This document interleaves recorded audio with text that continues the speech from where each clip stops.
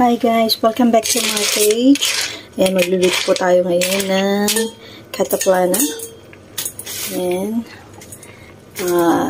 It's a Portuguese putahe. So, lalagay na natin ng shrimp. Ayan guys. Lumulundag-lundag pa yung shrimp natin.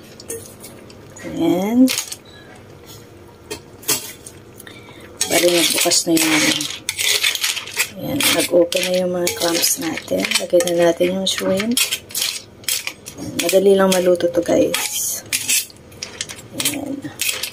So, naglagay lang ako ng bell pepper. Ayan, yung secret sauce natin. Ayan, shrimp.